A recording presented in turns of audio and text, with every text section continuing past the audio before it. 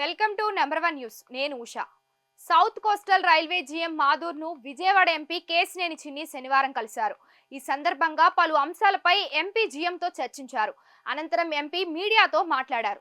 సుదీర్ఘకాలంగా విజయవాడ ప్రాంతంలో తీవ్ర సమస్యలుగా ఉండి పెండింగ్ లో ఉన్న పలు ఆర్ఓబీలు అలాగే కొండపల్లి రైల్వే స్టేషన్ మౌలిక సదుపాయాలు మెరుగుపరచాలని సౌత్ కోస్ట్ రైల్వే జీఎంతో చర్చించామని ఎంపీ అన్నారు.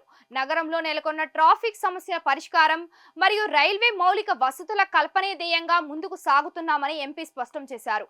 నగర ప్రయాణికుల సౌకర్యార్థం విజయవాడ నుంచి బెంగళూరుకు నూతన రైలు కేటాయించాలని కేంద్రానికి విజ్ఞప్తి చేశామని, అదేవిధంగా ఒక రైలుకు కనకదుర్గమ్మ పేరు పెట్టాలని ఆలోచనలో ఉన్నామని, దానికి సంబంధించి కేంద్ర రైల్వే శాఖ మంత్రితో చర్చించనున్నట్లు ఎంపీ చిన్ని తెలిపారు. ఇవాళ సౌత్ కోస్ట్ జోన్ జిఎం గారు విజయవాడ రావటం, సందీప్ మాధుర్ గారు వారిని ఆహ్వానించడం, నిజంగా కొత్త జోన్ ప్రారంభంలో వారు మొత్తం జోన్లో ఉన్న అన్ని రీజనల్ని సందర్శించి సమస్యలను తెలుసుకుని ఏమేమి సమస్యలు, ఇబ్బందికరమైన సమస్యలు ఉన్నాయో వాటిని పరిష్కరించే విధంగా వాళ్ళు అన్ని చోట్ల తిరగటం, అందులో సందర్భంగా విజయవాడ రావడం, వారిని విజయవాడ దగ్గర ఉన్న సమస్యలన్నీ వారి దృష్టికి తీసుకువెళ్ళటం జరిగింది.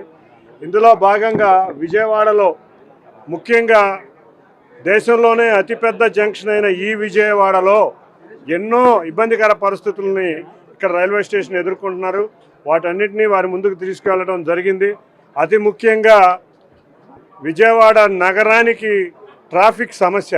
ఈ ట్రాఫిక్ సమస్యకి గుణదల్లో మొన్నే ఒక ఆర్ఓబి ఓపెన్ చేశాం. రేపు ఇంకా 8 ఆర్ఓబీలు శాంక్షన్ అయినాయి, అన్ని క్లియరెన్స్లు అయినాయి. కానీ జోన్ మార్చడం వల్ల వాటిని టెండర్లోకి వెళ్ళలేకపోయారు. తప్పకుండా వాటిని ముందు పరిష్కరించాలని కోరాం. వాటిలో ముఖ్యంగా కొత్త రాజేశ్వరిపేట నుంచి పాత రాజేశ్వరిపేటకు ఉన్న 1E, ఎందుకంటే రోజు 56 సార్లు గేటు పడుతుంది. అన్నిటికన్నా ఎర్రకట్ట వంతెన, కేఎల్రావు వంతెన అనే మనం ఎర్రకట్ట వంతెన సుమారుగా 40 సంవత్సరాలు కట్టిన వంతెనని తూర్పు సెంట్రల్ నియోజకవర్గం, పశ్చిమ నియోజకవర్గానికి ఇంపార్టెంట్ వంతెన అది. దాన్ని 4 లేన్కి డిపిఆర్కి ఇచ్చారు. ఇంకా డిపిఆర్ వారు సిద్ధం చేయలేపారు. దాన్ని కూడా అర్జెంటుగా పరిశీలించాలని కోరాం.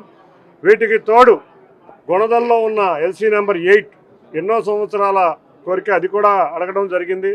వీటితో పాటు విజయవాడ రైల్వే స్టేషన్ ఇది పీపీపీ మోడల్లో ఇప్పటికి 3 సార్లు టెండర్లు వేసినా ఎవ్వరూ కూడా రావడం జరగలేదు.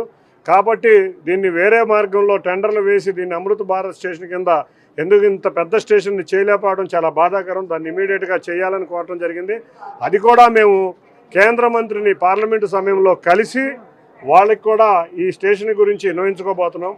అందరం ఎంపీలం కూడా రేపు సోమవారం కేంద్ర మంత్రి, రైల్వే మంత్రి గారిని సోమవారం కానీ మంగళవారం కానీ టైం ఇస్తామన్నారు. వారిని కలిసి ఈ ప్రాంత విజయవాడ నుంచి బెంగళూరు ఈ ట్రైను చాలా ఇంపార్టెంటు.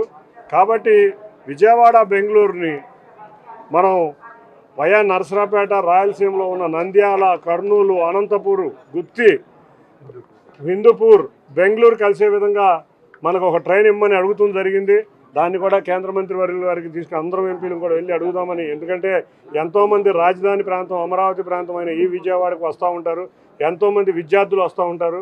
అన్నిటికన్నా ముఖ్యంగా ఈ ట్రైన్ ఉంటే ఇక్కడ ఎంతో వ్యాపార వర్గాలు, అంటే అన్ని రాష్ట్రాల నుంచి కూడా అన్ని రాయలసీమ ప్రాంతాలకి ట్రైన్ ఉపయోగపడుతుంది కాబట్టి అది కూడా అడగడం జరిగింది. వీటిలన్నింటినీ కూడా అతి త్వరలో పరిశీలించి అందరి ఎంపీలతో కూడా ఒక మీటింగ్ ఏర్పాటు చేస్తామని వారు తెలియజేశారు.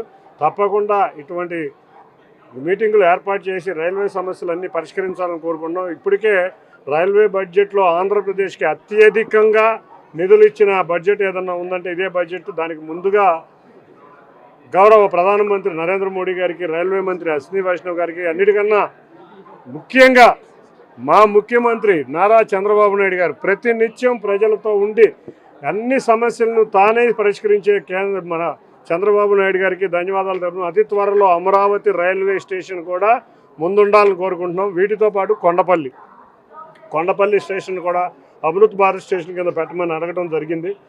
ఇటువంటి ఎన్నో కార్యక్రమాలను మేము కోరటం జరిగింది. మరొకసారి నెలన్నరలో మరొకసారి మీటింగు విశాఖపట్నంలో కానీ విజయవాడలో కానీ ఇంకో చోట కానీ వేద్దాం.